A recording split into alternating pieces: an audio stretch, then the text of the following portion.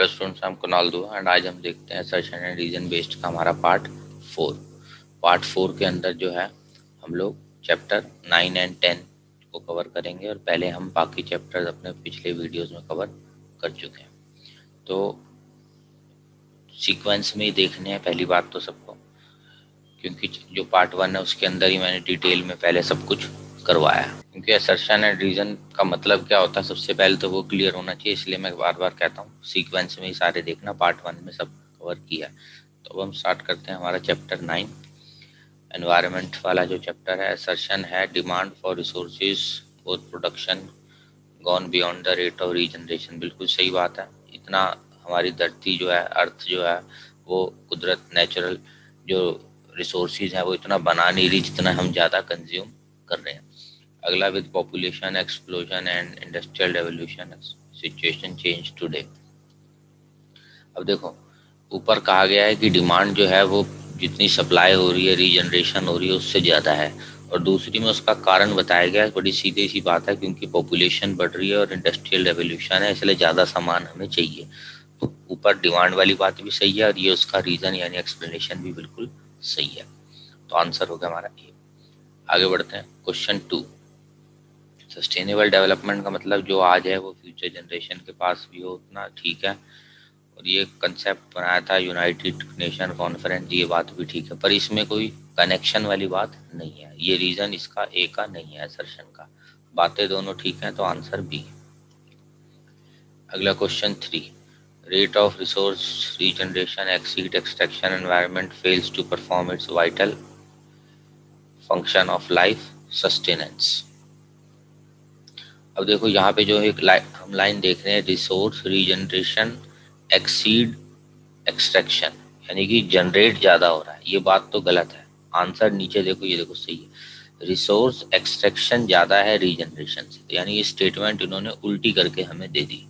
तो फंसना नहीं है, लाइन को ध्यान से पढ़ना है।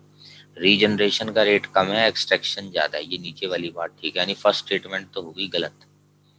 अब आगे बढ़ते हैं। राइज इन अनएम्प्लॉयमेंट से हम एफ्लुएंट कंजम्पशन, मतलब जो शौक वाले खर्चे हो गए, एक्स्ट्रा लग्जरी वाले खर्चे हो गए, ये सब करते हैं, पर ये बात तो गलत है। नौकरियां होंगी, पैसा आएगा, तब हम एफ्लुएंट कंजम्पशन करेंगे, शौक पूरे करेंगे।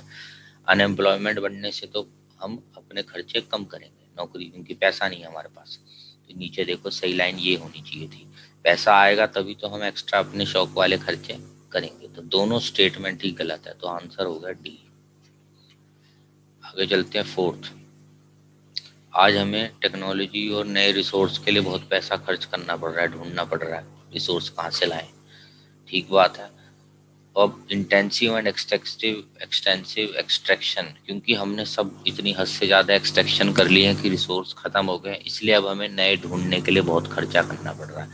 तो पहली लाइन भी ठीक है, दूसरी भी ठीक है, और दूसरा बिल्कुल पहली लाइन का रीज़न है एग्जैक्ट, तो आंसर हो गया ए।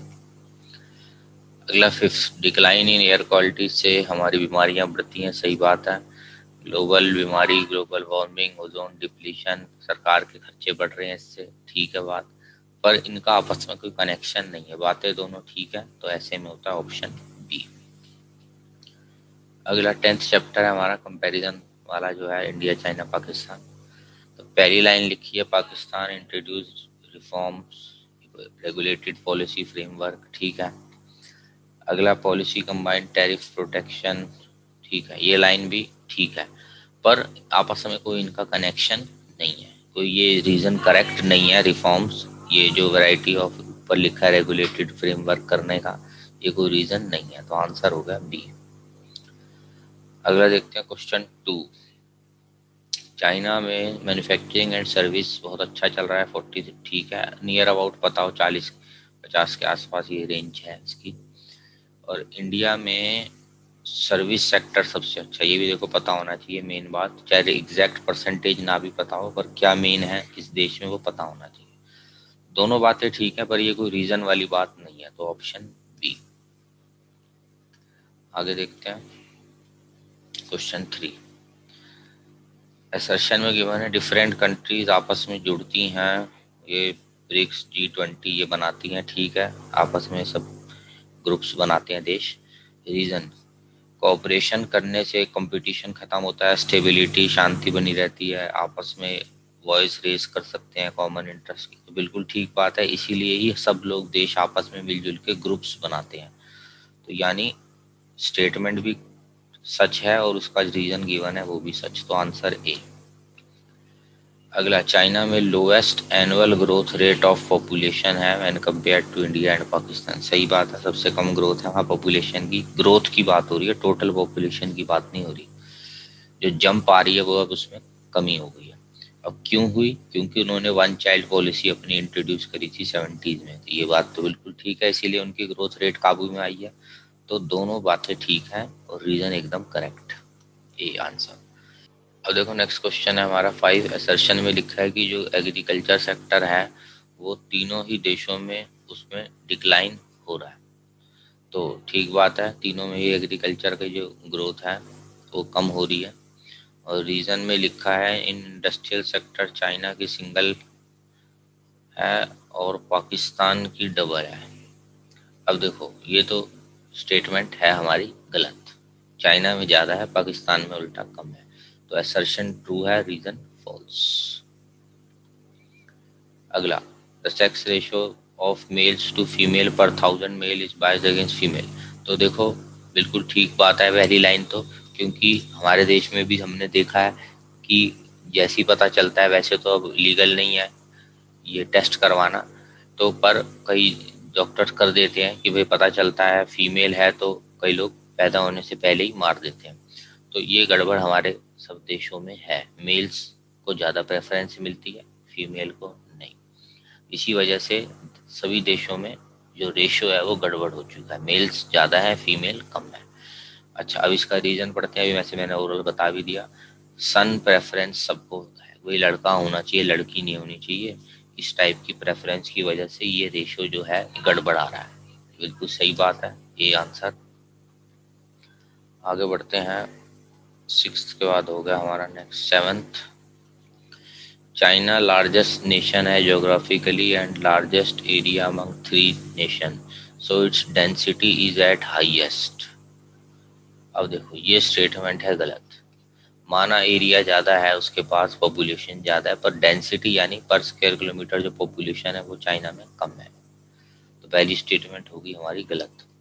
फर्टिलिटी रेट यानी कितने बच्चे पैदा होते हैं वो हाई है चाइना में, ये बात भी बिल्कुल गलत है, उनके तो उल्टा कम है। तो दोनों स्टेटमेंट गलत हैं, बोथ असर्शन रीजन फॉल्स हमारे हैं। आगे देखते हैं 8th असर्शन। बिफोर 19 चाइना की लीडरशिप हैप्पी थी ग्रोथ और इस सब से? नहीं, हैप्पी नहीं थी वो तो, नॉट हैप्पी, परेशान थे, स्लो काम चल रहा था 78 से पहले।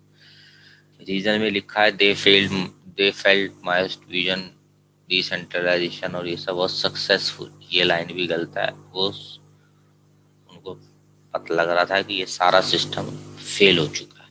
तो दोनों स्टेटमेंट गलत है, असर्शन एंड रीजन।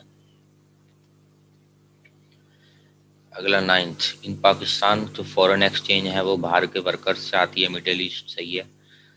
और there was dependence on foreign loan, ये बात भी सही है, पर इसमें कोई कनेक्शन या रीजन वाली बात नहीं है। दोनों ठीक है, रीजन नहीं है पर ये आपस में, तो answer b. 10th, removing collective ownership of land, China ने ये करा, ये स्टेटमेंट गलत है। रिमूविंग नहीं, उसने रिटेन करा था कलेक्टिव ओनरशिप, यानी रखा था कलेक्टिव ओनरशिप, हटाया नहीं था।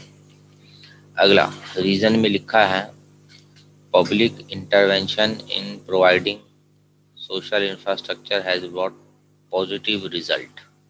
तो देखो ये बात तो ठीक है, सरकार के ये जो इंफ्रास्ट्रक्चर और सोशल ये एफर्ट्स थे इससे एचडीआई उनका अच्छा बढ़ा। तो यानी असर्शन वाली बात गलत है पहली वाली, पर दूसरी बात ठीक है, रीजन इज ट्रू। तो आंसर हो गया डी। अब देखते हैं अगला 11th क्वेश्चन। पाकिस्तान अहेड है in reducing below poverty and sanitation, ये बात ध्यान रखनी है, हमें लगता है इंडिया हाई है, पर इन चीज़ों में पाकिस्तान इंडिया से आगे है, साफ सफाई में ध्यान रखना, ट्रू है स्टेटमेंट। अगला, international poverty India has largest share of poor, ये स्टेटमेंट भी ट्रू है। तो दोनों चीज़ें ट्रू हैं, बट ये कोई रीज़न नहीं है। पहली वाली स्टेटमेंट का ये रीज़न सही नहीं है, स्टेटमेंट्स दोनों करेक्ट हैं। यानी ऑप्शन बी, दोनों करेक्ट है, पर ये एक्सप्लेनेशन जो दी गई है वो रीजन, असर्शन का रीजन नहीं है, तो आंसर हो गया बी। तो ये थे हमारे लास्ट, अब हमने सारे इंडियन इकोनॉमिक डेवलपमेंट के सारे चैप्टर्स के सभी असर्शन रीजन बेस्ड कर लिए। ये ध्यान से करो तो उम्मीद है इनमें से ही कोई ना कोई स्कूल के पेपर या बोर्ड के पेपर में तुम्हें नज़र आ जाएगा। तो क्लास को मैं यहीं एंड करता हूँ।